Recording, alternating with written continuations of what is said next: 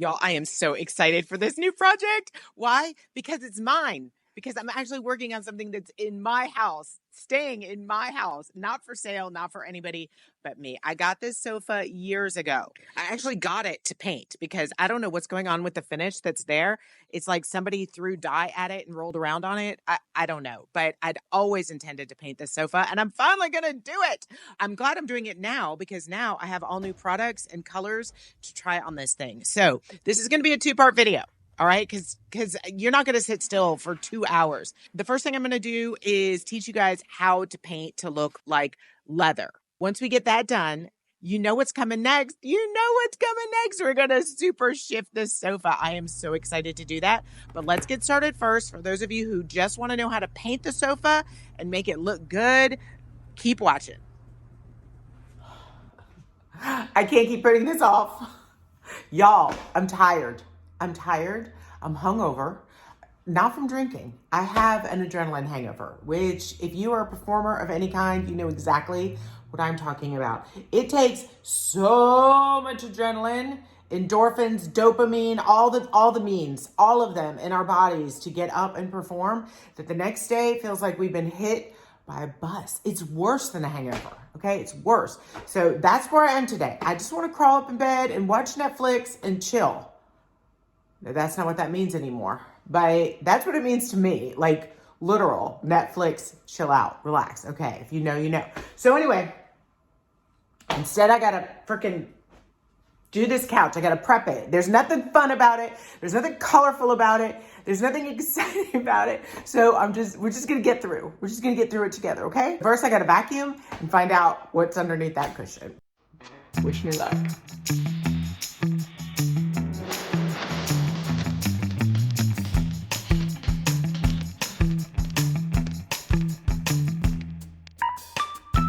That was exhausting and somewhat disgusting. Let's not talk about it. After I have everything removed from the victim, I'm just gonna use some Dawn for this one and some hot water and a rag. All I'm doing right now is trying to get off anything gross, anything sticky, anything spilled, any evidence. Okay, and that's step one.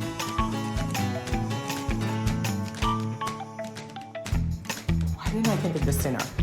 That is such a better idea because now you guys are gonna be able to see the actual light source coming in instead of the backlight behind it, making everything in shadow. It will mean that we are gonna have to play around a little bit with the shifters because the way they're gonna look here isn't the way they're gonna look there, but we will figure that out when we get there. But for now, putting on the color, I think this will be much better. Also, it makes my room completely and utterly dysfunctional, which means that I will be inspired to frickin' finish because I won't be able to sit in my favorite room unless I do, all right? So we're just killing all kinds of birds with these stones today. Just killing birds. Sorry about that. There's a reason that this is my bestseller. It's because it's my best product. All right, well, Miss Lillian's best product. First Step Prep is not a cleaner, okay? I've already cleaned it. It's a deglosser, it's an etcher. When you are dealing with furniture that you don't want to scratch up too much, like cherry wood, you don't want to get the tannins coming through.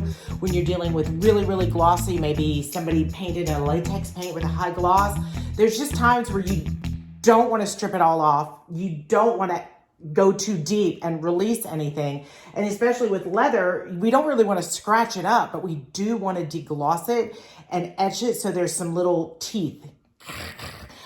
So the paint has something to grab onto. So here's what I'm gonna do. I just have an extra little scrubby sponge that's like disgusting that I'm not gonna use on places where I eat food off of anymore. You can use a rag. This does the work for you, all right? And you don't even have to rinse it off. So I'm just gonna kind of put it on here. I just like to use this to have something to push it on with. Here, I'm gonna let you get closer so you can see, hold on. Do you see how the sun's reflecting off the gloss in the leather right there? And where my cats have scratched the shit out of it. All right, so we're gonna take this, just kind of go over that a little bit. Okay, and that's really all you need to do. You don't need to like go cuckoo crazy. We'll come back and look at it in just a second. But the idea here is we just want to get the gloss gone so we can get the paint to stick on and not come off, okay? Okay, let's give that a second. You're still gonna see some reflection, but it's not super shiny. It's now kind of matte. That's what you want. I can't see my face in it anymore. Okay, I could never see my face in it, but let's see if we can, I'll show you another area. How about like right there? See how shiny that is?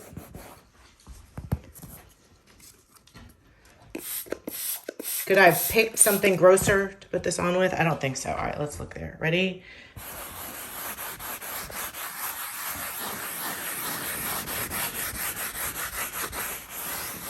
Got to give it a second to dry because now you're just seeing the reflection.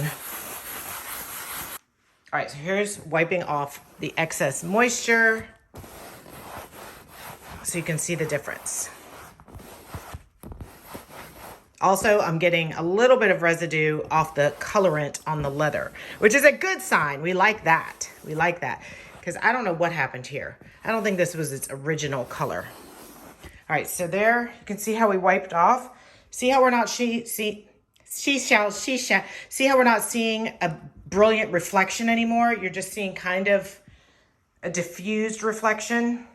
That's because we took the shiny off. That's what this stuff does. That's the magic of First Step Prep.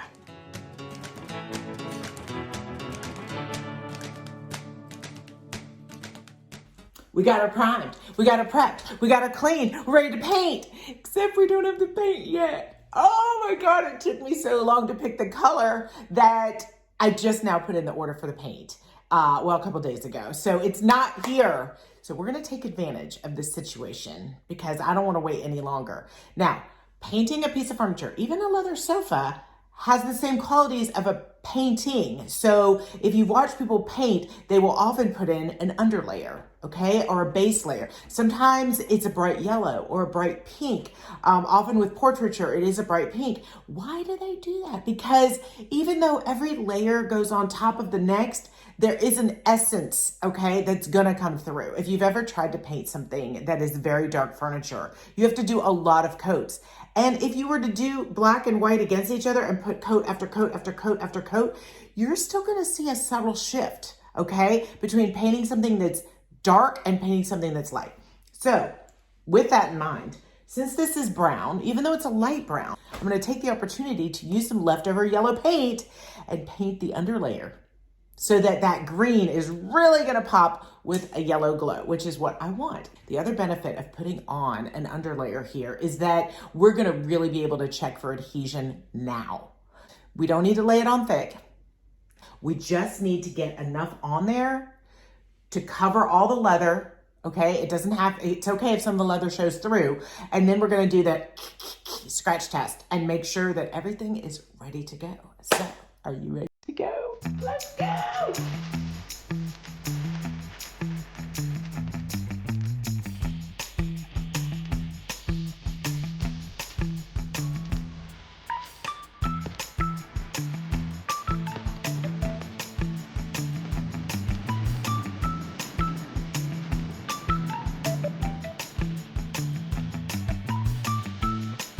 All right, so don't worry that this looks awful.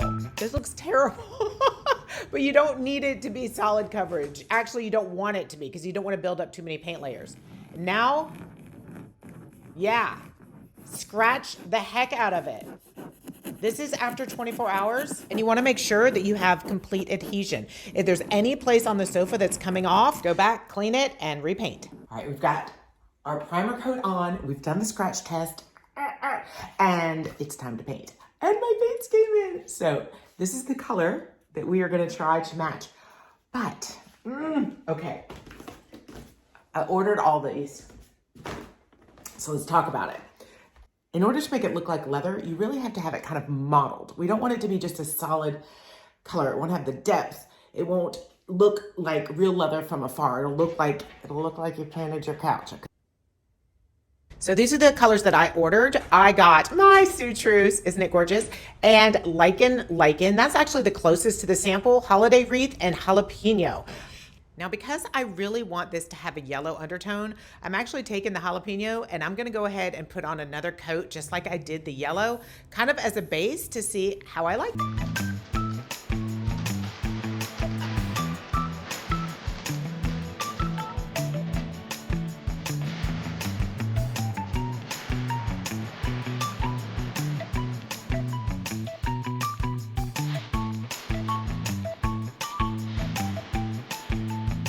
Now, the key to keeping it soft and making sure the adhesion stays throughout is to sand between every layer. Just use a fine grit sandpaper or sanding block. And do you see this culprit right here? Yeah. So that one has destroyed the top of my sofa and is helping me sand. But what I like to do is just take that same sandpaper, if you do have cat scratches or dog scratches, and just really, really dig into that area and try to get it as smooth as you can. And then we're going to paint right over it and hope that it disappears. And while I have my sanding block in my hand, I'm going to go ahead and hit all of these upholstery tacks.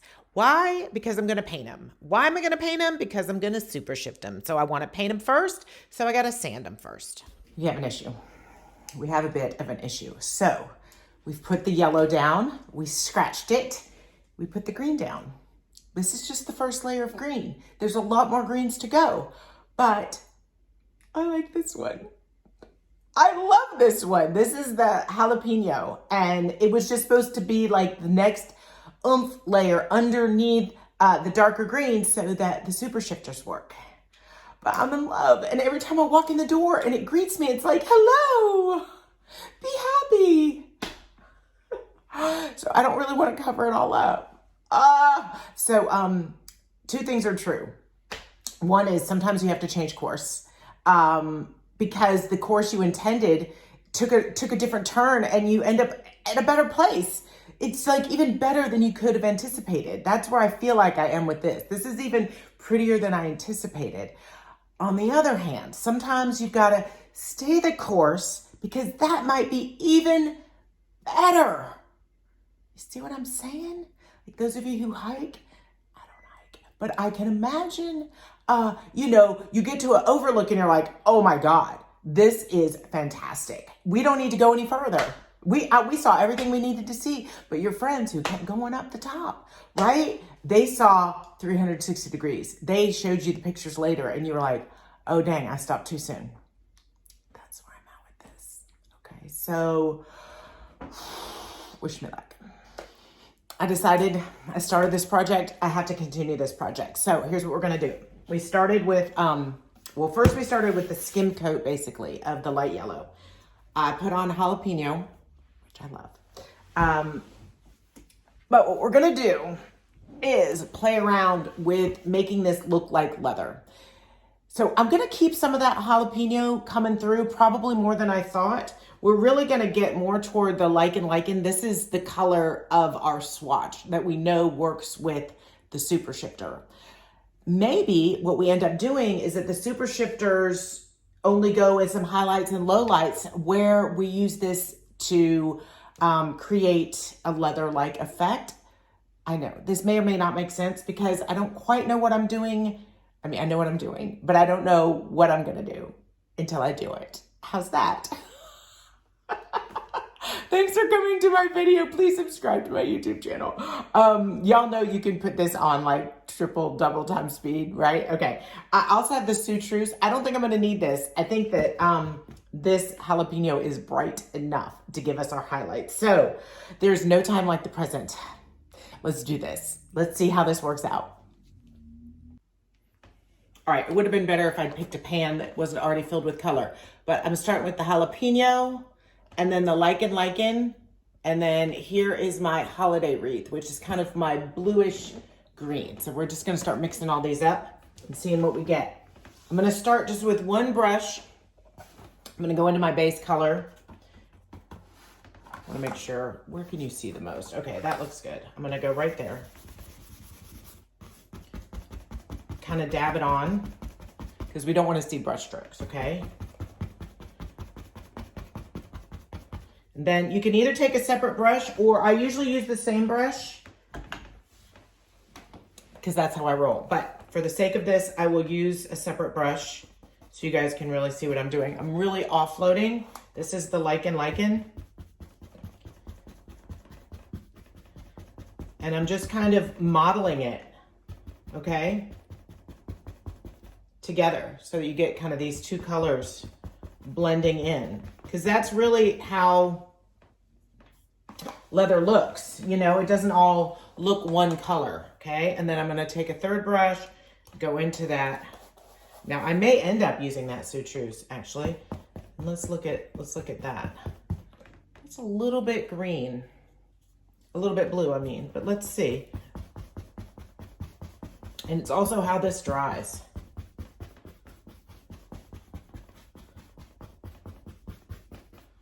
I'll put a little bit more of my jalapeno on top there. Because the idea would be that it still feels like this color, but it's got some lowlights and highlights going on. I am liking that. Now, what I think I like is getting, definitely liking the Lichen more than the wreath. I think that might have too much blue in there. And I'm definitely gonna go a little heavier around the edges. See if I can kind of create an ombre pattern.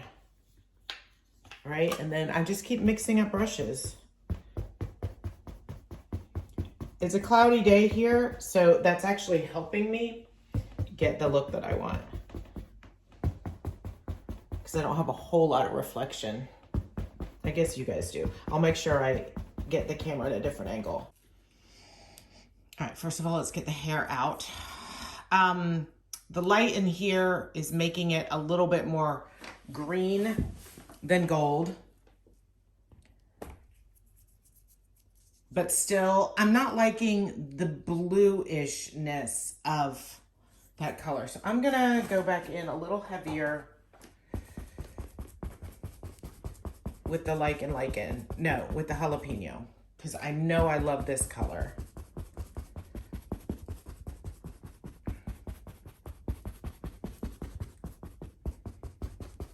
And then a little bit heavier with the Army or green. Let's see there.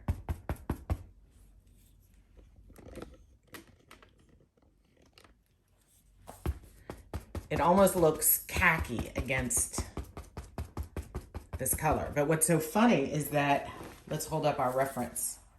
That's our reference, right? So this color is almost exactly that color. But I'm gonna see if we can just brighten it up a little bit more. Let's see if we like it. Because that jalapeno is pretty. So this brush is a little bit small for what I wanna do. So I'm gonna just use my bigger brush here so I don't kill my arm.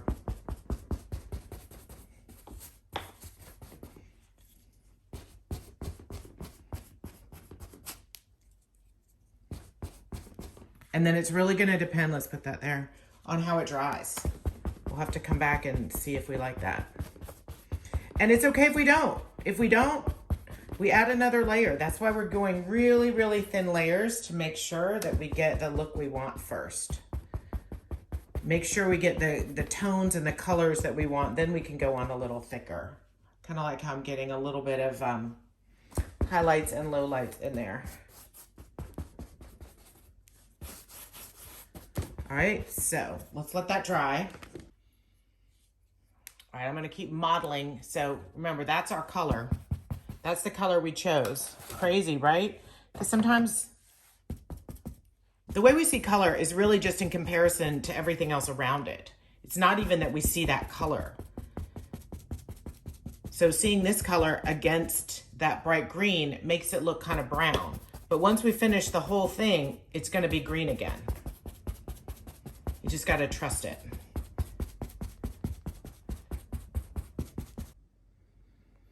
So you can see the difference here versus here. Much more yellow here, much more blue here. But if you're just looking here, that's kind of the original color we were trying to get. A little bit lighter, granted, but we're gonna keep modeling and modeling and modeling and keep getting it darker and darker while still having the highlights come through. But right now, we need to let it dry and see if this is indeed the color we're going for and which area. Is it more there? Is it more like that? So we're gonna take a step back for a second, have some coffee, and then come back and see how we're doing. One thing I always caution you guys on is to make sure that you have adequate light for what you are painting. I'm in Maryland and it has been raining for a week. So as I'm painting this couch, I know that this color will only be accurately represented on a cloudy day. And I kind of wanted at least one sunny day to check to make sure I still like the color. But that's not happening and we're on a deadline. So this is what I did. I went to the salvage yard and I bought a bunch of lamps.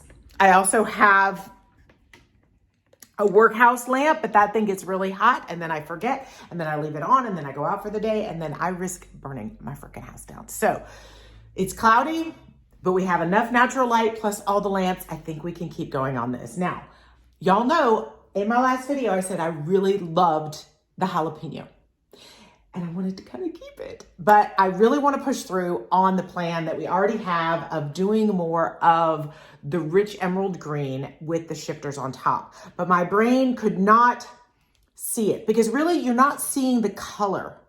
You're seeing whatever the color is next to in relation.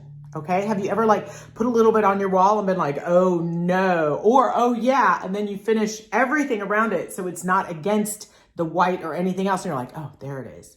Or no, right? So here's what I've done. I've put my Afghan over the bright yellow parts that I really loved. And then I've painted this little corner here the way I had intended. And now I'm stepping back, okay? And I'm coming into the room and I'm just looking at the new green, not the yellow green. And I love it, okay? Now, if we take this off, you know, I loved this too. And this looks really dark compared to this. But when this is gone, that's not attractive. But when this is gone, you know, but when you cover this up, I really like this. I really like this. So we're gonna keep going. We're gonna keep going. Now, the other issue we have is that this thing keeps tilting. Is that I have a locked shoulder. I have a locked shoulder. It's not locked yet. I still have range of motion. I just cry a little bit. So I really should just ice it and not do this. We have a deadline. So I'm just gonna do a little bit at a time for you guys and take long breaks, ice it up, put on some ibuprofen, and then we are good to go because I love you.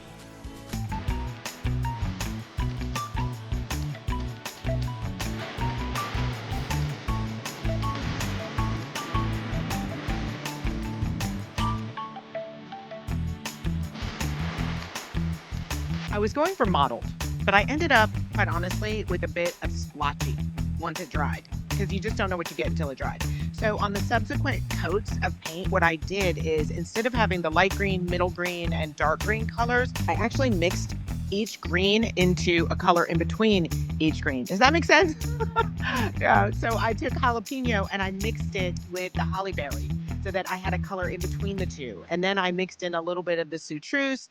I just kept playing around until the colors were a little bit closer together instead of so disparate. And that way I still got a mottled effect without it being a splotchy effect. And throughout the entire process, I just kept trying different techniques to see what worked best. Basically, I figured out what worked best at the very end on the last coat. So luckily, because you are watching this video, you get to learn much sooner. This is what worked best. Having the colors closer together. Spritzing a little bit of water down before applying the colors so they didn't go on too thick. And then lastly, using a damp cloth to gently lay over the colors as soon as you apply them, pressing very gently with your hand and then lifting off. That got rid of any brush strokes and kept the translucence of the layers.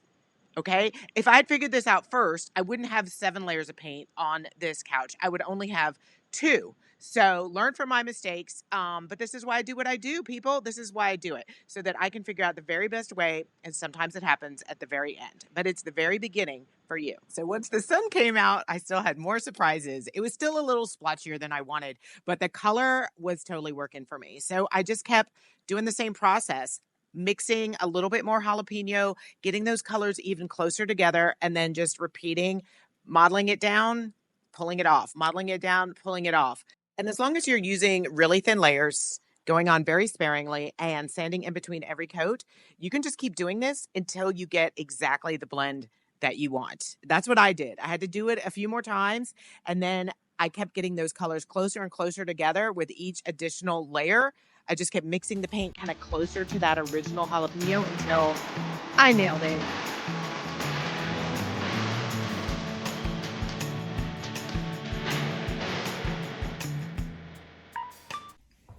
Are y'all still here?